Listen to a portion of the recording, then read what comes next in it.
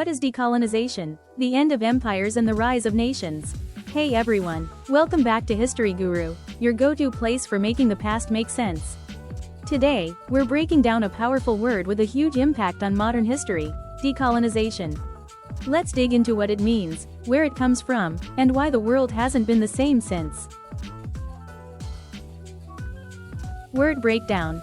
Decolonization. Let's start with the word itself. Decolonization is made up of three parts. De, a prefix meaning to reverse or remove, from colony, which comes from the Latin colonis, meaning settlerization, which turns it into a process. So, literally, decolonization means, right finger the process of undoing colonization. Or more simply, the end of colonial rule. The world after World War II. Now, let's rewind to the mid-20th century. After World War II, much of the world was tired, especially the colonial powers like Britain, France, and the Netherlands. Their empires were stretched thin, economically drained, and morally questioned.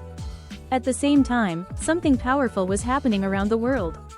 People in colonized regions, Africa, Asia, the Middle East, the Caribbean, were demanding independence and self-rule. Why now? Well, checkmark European powers were weakened. Checkmark colonized people had fought in the war and wanted equality. Checkmark new global powers, like the US and USSR, pushed anti-colonial ideas. Checkmark the United Nations encouraged national sovereignty.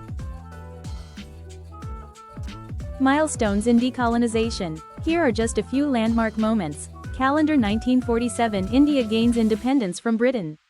Calendar 1957, Ghana becomes the first sub-Saharan African country to decolonize. Calendar 1960, the Year of Africa, 17 African nations declare independence. Calendar 1975, Angola and Mozambique gain freedom from Portugal. Decolonization wasn't always peaceful. In places like Algeria, Vietnam, and Kenya, it involved brutal wars of liberation. Why it still matters. Decolonization reshaped the world map and created dozens of new countries. It gave rise to nationalism, civil wars, Cold War conflicts, and a global conversation about identity, culture, and justice. Even today, we still feel its impact, from borders and politics to debates about colonial legacy and reparations. Conclusion. So now you know, decolonization was more than just the end of empires. It was a global transformation, a fight for freedom, identity, and self-rule.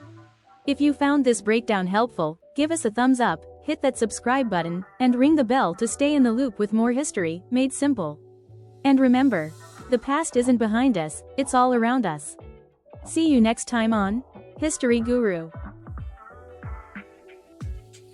Speech balloon question of the day. Which independence movement do you think had the biggest global impact?